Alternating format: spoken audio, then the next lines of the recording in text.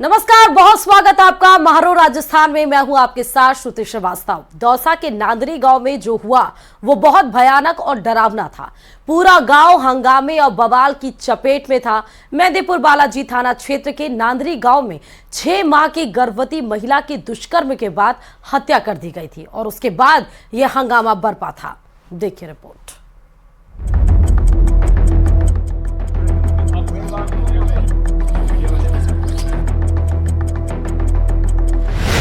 नांदरी गांव में किसने लगाई आग? हंगामे बवाल की चपेट में पूरा गांव।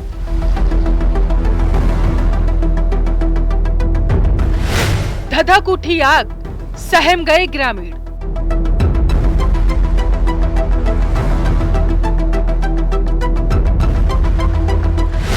हत्या के आरोपी पर भीड़ का कहर।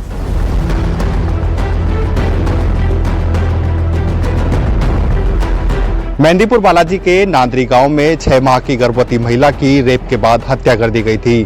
पुलिस ने भी रेप और हत्या के आरोपी जगराम मीणा को गिरफ्तार कर लिया था, लेकिन ग्रामीण हत्या के आरोपी के परिजनों को सबक सिखाना चाहते थे। इसको लेकर गुरुवार की शाम गांव में पंचायत हुई और इस पंचायत के बाद जो मंजर हुआ वह काफी खौफनाक था। गुरुवार की रात 2 परिवारों के लिए मुश्किल भरी रात रही। ये रात इन परिवारों को कभी नहीं भुला पाने वाली रात बन चुकी है। रात नांदरी गांव में ग्रामीणों ने हत्या के आरोपी जगराम मीणा के घरों पर जो तांडव मचाया, उसकी तस्वीर देखकर हर कोई हैरान रह गया। गुस्साए ग्रामीणों ने जगराम मीणा और उसके रिश्तेदारों भाइयों के 4 मकानों पर धावा बोला। एक एक कर मकान में तोड़फोड़ की गई। सभी मकानों को आग के हवाले कर दिया गया। दीवारें और छतें भी औजारों से तोड़ दी गई। घरेलू सामान को जलाकर राख कर दिया गया। TV, fridge, AC, washing machine सहित सारे सामान को तोड़कर फेंक दिया गया। एक जुगाड़ और बाइक को भी आग के हवाले किया गया। घर में रखा कैश जल चुका था। कुछ गड्डियां सुरक्षित भी थी। जेवरात भी जल गए। कुछ जेवरात इस अग्निकांड में बच गए। इतना हंगामा बरपा कि पूरा गांव सहम गया। हालात बेहद अब तनावपूर्ण हो चुके हैं।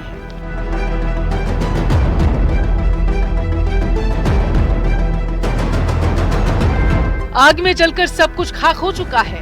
हत्या के आरोपी के परिवार के लोग जान बचाकर भाग गए।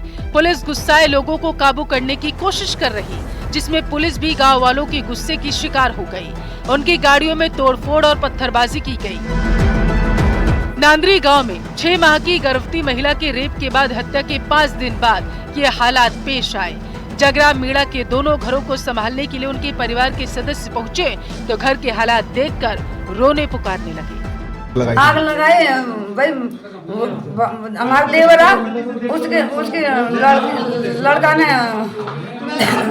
बैरमैनी को मर्डर कर दिया, तो उसके तो हम साथ में ही नहीं थे। हम तो बिल्कुल अलग थे, बिल्कुल ही अलग थे। हम तो उनके साथ नहीं थे। अभी आपका कितना नुकसान होगा करीब? हमारा नुकसान बहुत हो गया। 10-11 लाख रुपए थे वे जल गए और जेवर सब जल गया। अब यहाँ से आप कहाँ जा रहे हो? अब यहाँ से हम बालाजी जा रहे हैं। तो यहाँ वापस आओगे नहीं रहने के लिए? ना, हम गाँव वालों ने निकाल दिया। अब वापस कैसे आएंगे रहने के लिए? गाँव वालों ने निकाल दिया हम तो। मौके पर पहुंची पुलिस की गाड़ी पर भी पथराव किया गया। हालात पुलिस कर्मियों से जब नहीं संभले तो पूरे ज़ाब्ते को मौके पर तैनात किया गया। पूरा गांव छावनी में बदल गया। 29 तारीख को बालाजी थाना में एक प्रकरण दर्ज हुआ था 302 में। इस हत्या के मामले में जो आरोपी था, कल रात कुछ ग्रामीणों ने आक्रोश में आके योजनाबद्ध तरीके से घर में जो है आगजनी की कार्रवाई, आगजनी की घटनाक्रम को कारित किया। इसके साथ साथ ही जब वहाँ पर मौके पर हमारी टीम वहाँ पर पहुँची तो कुछ वहाँ पर लोगों ने बदमाशी की और पुलिस की गाड़ी पर भी उन्होंने पत्थरबाजी की। बवाल के बाद अब दोषियों पर एक्शन लिया जा रहा। पुलिस ने 4 आरोपी गिरफ्तार किए। वहीं 15 से ज्यादा संदिग्ध आरोपियों को पुलिस ने डिटेन किया। गुरुवार की रात हुए इस बवाल के मामले में पुलिस ने कुल 3 FIR दर्ज की। इस FIR में करीब 15 नामजद सहित 100 से 150 अन्य लोगों के खिलाफ राज्य कार्य में बाधा, सरकारी संपत्ति को नुकसान और पथराव की धाराओं में मुकदमा दर्ज किया गया। वहीं मकान में आग लगाने के संबंध में 2 अलग अलग FIR भी दर्ज की गयी, जिसमें करीब 35 लोगों को नामजद बनाया गया। और 100 से 150 अन्य लोगों के खिलाफ मुकदमा दर्ज किया गया। नांदरी गांव में माहौल अब पूरी तरह शांत है। हत्या के आरोपी जगराम मीणा के परिजन सामान लेकर पलायन कर चुके हैं। न्यूज 18 के लिए दौसा से आशीष शर्मा की रिपोर्ट। चलिए अब बात चित्तौड़गढ़ जिले की कर लेते हैं, जहां पर रावत भाटा, Mukundra tiger reserve, hills, Kolhapuri और चुलिया जल प्रताप के जंगलों में भीषण आग लग गई। कोलीपुरा में रेंज में लगी आग पर काबू पाने के लिए पालिका की दमकल रावत भाटा कोलीपुरा पानी भरने और आग बुझाने की मशक्कत में लगी हुई है। आग की भीषणता को देखते हुए राजस्थान परमाणु बिजली घर की बड़ी दमकल भी मौके पर भेजी गई है। पहाड़ और चंबल नदी के किनारे दमकल कर्मी होश पाइप के सहारे आग बुझाने के प्रयास में जुट रहे हैं। चुलिया जल प्रताप के जंगल में लगी आग पर वन कर्मियों और दमकल कर्मियों ने 2 घंटे मशक्कत कर आग पर काबू पा लिया है।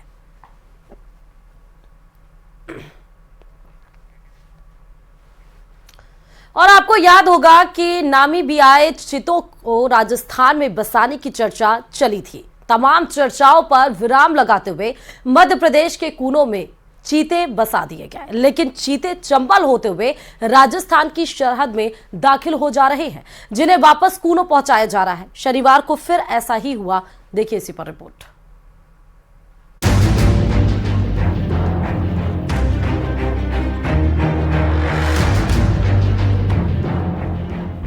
कूनों के चीतों को रास आ रहा राजस्थान, अग्नि के बाद सूबे में दाखिल हुआ ओमान। क्या है कूनों के चीतों का राजस्थान कनेक्शन? नदी किनारे उमड़ी भीड़, लेकिन तस्वीरें किसी धार्मिक उत्सव की नहीं है। इसी चंबल नदी को पार कर एमपी के कूनों का चीता ओमान करौली पहुंचा था। दरअसल शनिवार सुबह जब सिमारा गांव के कुछ ग्रामीण खेतों पर जा रहे थे तो उनकी नजर एक जंगली जानवर पर पड़ी। उनमें से कुछ लोगों ने वापस जाकर ग्रामीणों को इसकी जानकारी दी। बात जंगल की आग की तरफ फैल गई और कुछ ही देर में कच्ची पगडंडियों और खेतों में लोग जुट गए। कई लोगों के लिए ये उत्सुकता और पैदा करने वाला जंगली जानवर था, तो कईयों के लिए दहशत का सबब। बात पुलिस और वन विभाग तक पहुँच गई। और लोगों से मेरी यही अपील है कि कभी कोई जानवर आए तो आप उसकी भी सम्मान की नज़रों से देखें, अपने समझदारी से काम लें, क्योंकि जानवर जो है उसका हमको ध्यान रखना हमारी एक नैतिक जिम्मेदारी है। करौली वाइल्ड लाइफ उप वन संरक्षक पीयूष शर्मा के मुताबिक उन्हें किसी जानवर के सिमारा गांव में पहुंचने की सूचना मिली, जिसकी पहचान चीता के रूप में हुई। उन्होंने बताया कि ये चीता एमपी के श्योपुर और सबलगढ़ से होते हुए करौली पहुंचा। दरअसल एमपी के ये दोनों शहर चंबल नदी से सटे हुए हैं। वहीं करौली का सिमारा गांव भी चंबल के किनारे बसा हुआ है। आशंका है कि ये चीता चंबल किनारे होते हुए राजस्थान में पहुंचा होगा। बहरहाल मध्य प्रदेश की वन विभाग की टीम ने इस चीते को ट्रैंकुलाइज कर लिया। सूचना मिलते ही तत्काल हमारी टीम एक्टिव हो गई और मौके पर पहुंच चुकी है। पुलिस और प्रशासन से भी हमने सहयोग लिया है। पुलिस की टीम भी यहाँ पर पहुंच चुकी है 2 थानों की। इसके अलावा एमपी से जहाँ से चीता आया है वहाँ की टीम भी यहाँ पहुँच गई है। कुछ टीम के सदस्य और आने बाकी हैं, वो आ रहे हैं। उसके बाद देखेंगे इसमें क्या कार्रवाई की जा सकती है, ताकि ये जहाँ से आया है वहाँ पर इसको सुरक्षित पहुँचाया जा सके। ये पहली बार नहीं है कि कूनों से कोई चीता राजस्थान की सीमा में आया हो। 4 महीने पहले भी एमपी के श्योपुर स्थित कूनो नेशनल पार्क से लापता चीता अग्नि राजस्थान की सीमा में पहुंच गया था, जिसे बड़ी मुश्किल से कूनो ले जाया गया था। न्यूज 18 राजस्थान के लिए करौली से धर्मेंद्र और जयपुर से अरबाज अहमद की रिपोर्ट।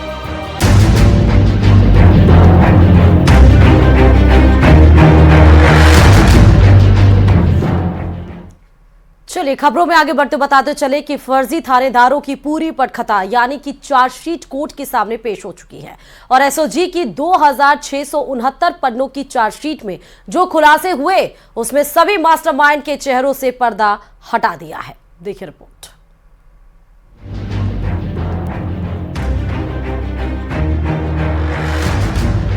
फर्जी थानेदारों के 25 मास्टरमाइंड।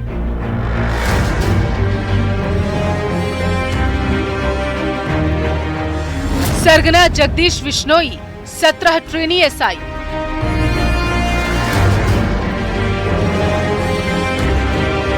2369 पन्नों की चार्जशीट, 6 नई धाराएं।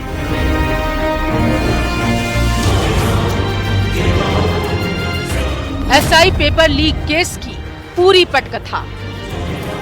राजस्थान में पुलिस सब इंस्पेक्टर भर्ती परीक्षा पेपर लीक केस में अब तक 45 आरोपी गिरफ्तार किए जा चुके हैं। इनमें से 25 आरोपियों के खिलाफ गुरुवार को कोर्ट में चालान पेश किया गया।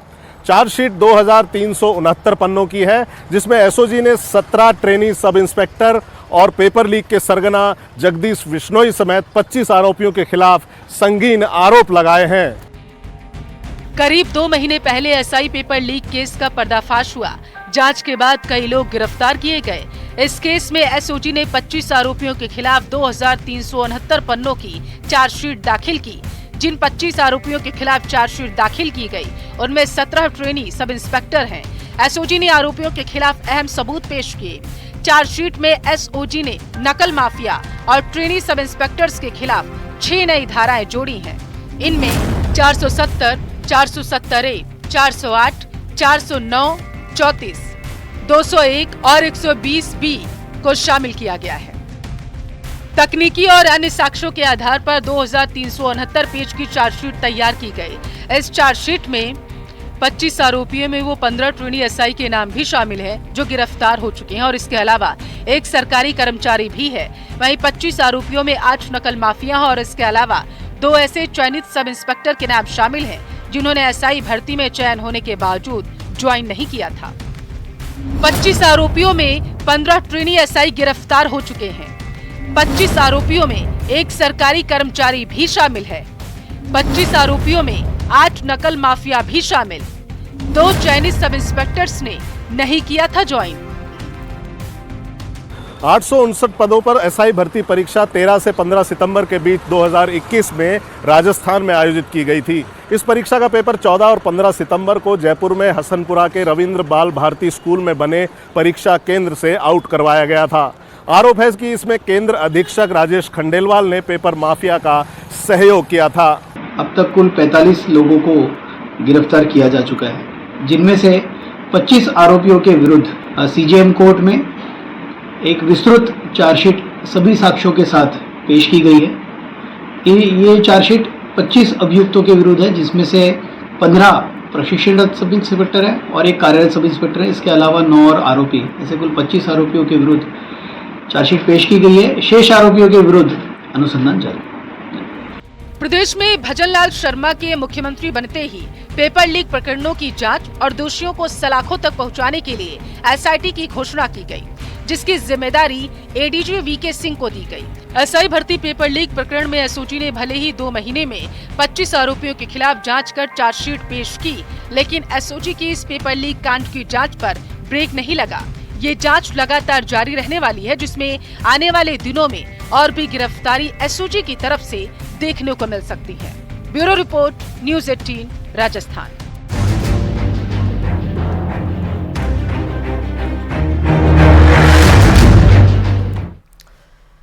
और अब खबर जयपुर के शाहपुरा से है, जहां न्यूज़ 18 राजस्थान की खबर का एक बार फिर से बड़ा असर हुआ है। खबर चलने के बाद विद्युत निगम हरकत में आया और विद्युत ट्रांसफार्मर लगाने के लिए पोल लगाए गए हैं।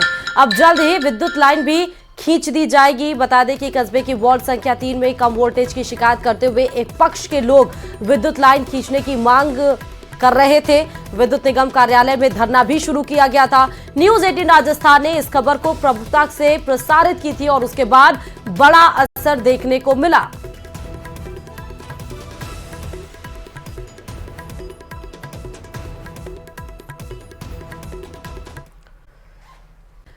एक तरफ अंबाला मंडल में चल रहा किसान आंदोलन और दूसरी तरफ जयपुर जंक्शन और गांधीनगर रेलवे स्टेशन पे चल रहा रीडेवलपमेंट का काम यात्रियों के सफर को प्रभावित कर रहा है।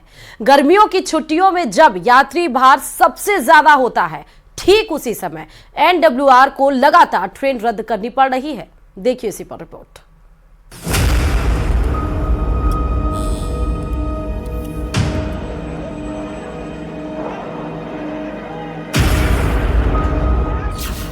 किसान आंदोलन की मार, रेल यात्री हो रहे बेजार, रोज हो रही हैं ट्रेनें कैंसिल। ट्रेन का सफर हुआ मुश्किल।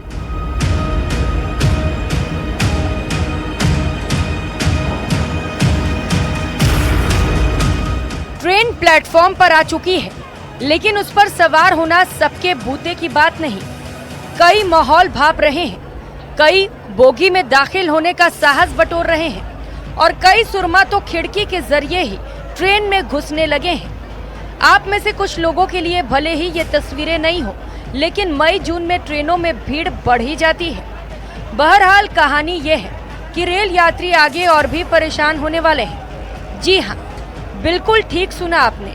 दरअसल पंजाब के शंभू रेलवे स्टेशन पर पिछले कई दिनों से चल रहे किसान आंदोलन का असर राजस्थान आने और जाने वाली ट्रेनों पर भी पड़ा है। किसान आंदोलन के कारण कई ट्रेनों को रद्द करना पड़ा है और कई के रूट बदले गए हैं। उत्तर पश्चिम रेलवे के मुख्य जनसंपर्क अधिकारी कैप्टन शशि किरण के मुताबिक किसान आंदोलन के कारण उत्तर पश्चिम रेलवे की ओर से राजस्थान आने जाने वाली 12 ट्रेनों को रद्द किया गया है। इसके अलावा 2 ट्रेनों को आंशिक रूप से रद्द किया गया है और 2 ट्रेनों के रूट डाइवर्ट किए गए हैं।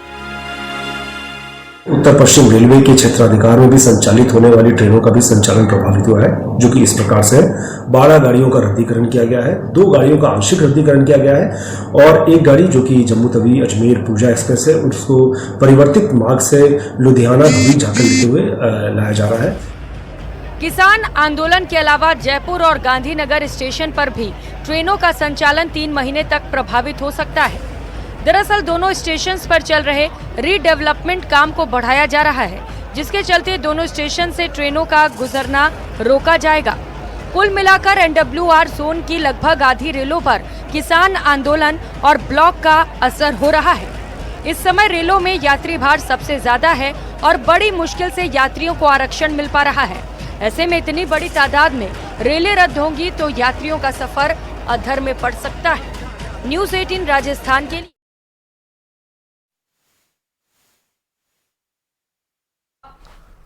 ये तस्वीरें आपको लाइव तस्वीरें दिखा रहे हैं। देख सकते हैं आप, मुख्यमंत्री भजनलाल शर्मा का दिल्ली दौरा था और दिल्ली पहुंच भी गए, जहां पर दिल्ली में भाजपा कार्यकर्ताओं उनका स्वागत कर रहे हैं। भव्य तरीके से स्वागत, उनको पुष्प देकर उनका स्वागत किया जा रहा है और ये अभिनंदन स्वीकार करते हुए मुख्यमंत्री भजनलाल शर्मा आज दिल्ली दौरे पर पहुंचे हुए हैं। मुख्यमंत्री भजनलाल शर्मा, जहां चुनाव है उस बीच में दिल्ली ये दौरा कितना महत्वपूर्ण है। लखबीर हमारे संवाददाता इस खबर पर जुड़े हुए हैं। दिल्ली पहुंच चुके हैं लखबीर सीएम। जी बिल्कुल, मुख्यमंत्री भजनलाल शर्मा दिल्ली आ गए हैं। ओसवाल भवन में अभी वो मौजूद हैं। कई कार्यक्रम है आज इनके। आ गए हैं ओसवाल भवन में अभी वो मौजूद हैं। कई कार्यक्रम है आज इनके और यहाँ पर एक सामाजिक सम्मेलन में शिरकत करेंगे। बड़ा उत्साह है प्रवासी राजस्थानियों में। एक पहली प्रतिक्रिया भी लेंगे हम मुख्यमंत्री भजनलाल शर्मा की। सीएम साहब, प्रवासी राजस्थानी बड़ी संख्या में मौजूद है, सामाजिक सम्मेलन शिरकत करेंगे और भी कई कार्यक्रम है। बिल्कुल, अभी कार्यक्रम में आया हूँ। कार्यक्रम के बाद आपको बताता हूँ। निश्चित रूप से जिस तरह का उत्साह और उमंग आप देख रहे हैं सर, इसी सप्ताह में दूसरा कार्यक्रम है आपका आज दिल्ली के अंदर। किस प्रकार से देखते हैं, कितना उत्साह है दिल्ली वासियों में? देखिए, आपको मेरे से ज्यादा तो आप देख रहे हैं जिस तरह का उत्साह और उमंग है। मैं कह सकता हूँ कि दिल्ली में कोई 7 सीट है, 7 सीट आने वाली। मुख्यमंत्री भजनलाल शर्मा कह रहे हैं कि दिल्ली वासियों में काफी उत्साह है। 7 की 7 जो सीटें हैं वो कमल खिलाया जाएगा और जीत दर्ज मिलेगी। और अभी आप देखेंगे कि ओसवाल भवन में प्रवेश कर रहे हैं मुख्यमंत्री भजनलाल शर्मा। यहाँ सामाजिक सम्मेलन को संबोधित करेंगे और इस सामाजिक सम्मेलन में बड़ी संख्या में प्रवासी राजस्थानी मौजूद हैं और जैन समाज के बड़े धर्मगुरु भी यहाँ मौजूद हैं, जो कि यहाँ इस सामाजिक सम्मेलन में शिरकत कर रहे हैं। और महत्वपूर्ण बात यह है कि प्रवासी राजस्थानी तो आए हैं, इसके साथ ही यहाँ जो पूर्वी दिल्ली से भारतीय जनता पार्टी के प्रत्याशी हैं हर्ष मल्होत्रा, वो भी मौजूद हैं और उनके समर्थन में वोट की अपील इस सामाजिक सम्मेलन के जरिए भजनलाल शर्मा करेंगे कि ज्यादा से ज्यादा जो प्रवासी राजस्थानी यहाँ निवास करते हैं और पूर्वी दिल्ली के जो भी मतदाता हैं वो हर्ष मल्होत्रा को मत दें। इसके साथ ही भजनलाल शर्मा के कई कार्यक्रम आज हैं। नवीन इस कार्यक्रम के बाद शादरा वो जाएंगे और जिला कार्यालय में भारतीय जनता पार्टी के नेताओं और कार्यकर्ताओं की बैठक लेंगे और फिर नवीन शादरा में भी एक बैठक प्रस्तावित है। नवीन शादरा का जो जिला कार्यालय है वहां पर भी भारतीय जनता पार्टी के जो रणनीतिकार हैं, कार्यकर्ता हैं, नेता हैं, उनसे बैठक कर कैसे पूर्वी दिल्ली में भारतीय जनता पार्टी को जीत दिलाई जाए उसकी रणनीति तैयार करेंगे और फिर शाम करीब 6 बजे एक बड़ी जनसभा को ओखला विधानसभा क्षेत्र में संबोधित करेंगे, जो कि पूर्वी दिल्ली से बीजेपी के जो प्रत्याशी हैं हर्ष मल्होत्रा, उनके समर्थन में होगी। तो साफ तौर पर कहा जा सकता है कि इस सप्ताह में दूसरा दिल्ली दौरा है भजन लाल शर्मा का और लगातार वो भारतीय जनता पार्टी के जो प्रत्याशी हैं उनके पक्ष में वोट की अपील की जाए। बहुत बहुत शुक्रिया लवली। तब चलिए खबरों में आगे बढ़ते बताते चले कि बाड़मेर जिला मुख्यालय के गुड़ीसर गांव के पास हजीराम की ठाड़ी के रहने वाले इलियास खान, जो अपने आसपास के क्षेत्र से अलग अलग नस्ल के घोड़े के बच्चे खरीद उनका पोषण करते हैं और इसके साथ ही बड़ी बड़ी रेस में भाग लेने के लिए उन्हें ट्रेंड किया जाता है, जिसके बाद एक घोड़े को लाखों की कीमत में बेचते हैं। अश्वपालक इलियास खान ने बताया कि अश्वपालक की परंपरा हमारे पूर्वजों से चली आ रही है और छोटे घोड़े के बच्चे को खरीद उनकी देखरेख करते हैं।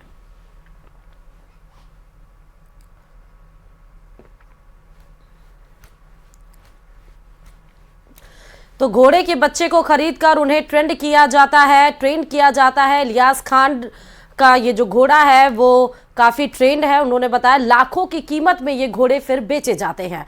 और अब खबर प्रतापगढ़ की है, जहां पर धोलापानी थाना क्षेत्र के छायन कला गांव में जमीनी विवाद को लेकर दो पक्षों में आपसी झगड़ा हो गया, जिसमें एक पक्ष ने दूसरे पक्ष के घर में घुसकर मारपीट की और इस दौरान हमलावरों ने एक व्यक्ति पर तलवार से भी हमला कर दिया, जिससे वो गंभीर रूप से घायल हो गया। घायल व्यक्ति को छोटी साडली अस्पताल में भर्ती कराया गया है। घायल व्यक्ति के बयान पर मामला दर्ज कर लिया गया है। चलिए तमाम खबरों के साथ इस बुलेटिन में फिलहाल इतना ही और खबरों के लिए देखते रहिए न्यूज़ 18 राजस्थान।